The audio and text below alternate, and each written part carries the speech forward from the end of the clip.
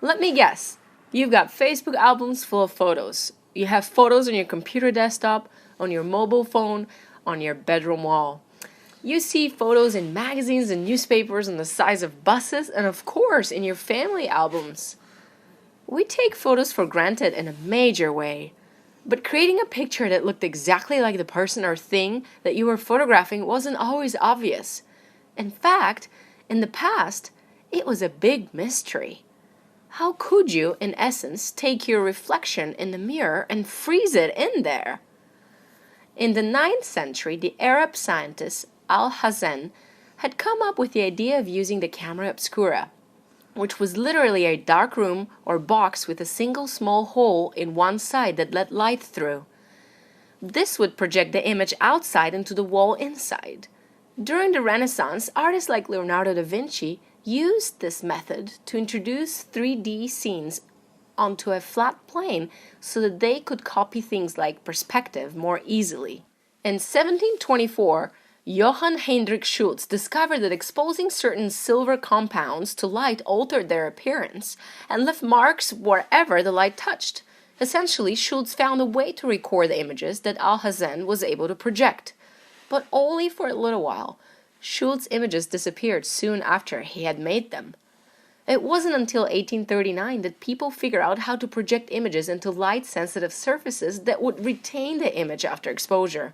And thus, photography was born. At that point, it was mostly two inventors who fought for the best way to make photos. One was British scientist Henry Fox Talbot, whose calotype process used paper and allowed many copies to be made from a single negative. The other inventor, Louis Daguerre, was an artist and chemist in France.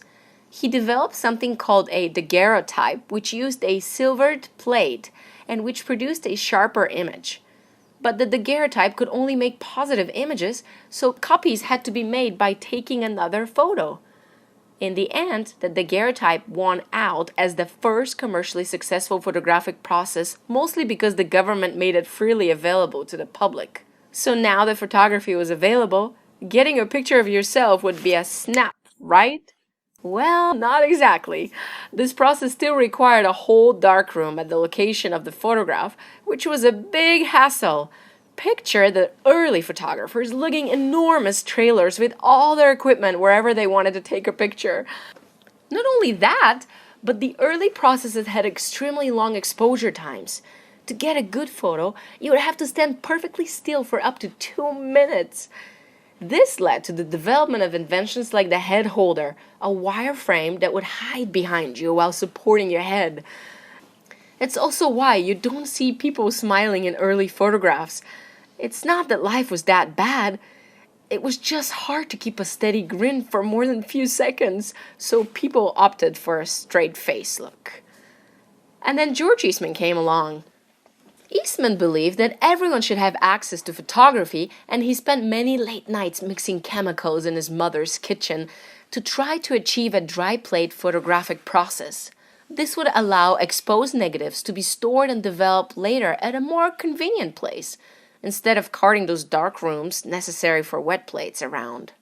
After starting a business which initially made dry plates, Eastman eventually discovered plastic roll film that would fit in handheld, inexpensive cameras. These cameras sold by the millions under the tagline, "You push the button, we do the rest." While Eastman was largely responsible for making photography a universal pastime, even he could not have dreamed of the ways photography had since shaped the world. It's now estimated that over 380 billion photographs are taken each year. That's more photographs each day than were taken in the first 100 years after photography was invented. Say cheese!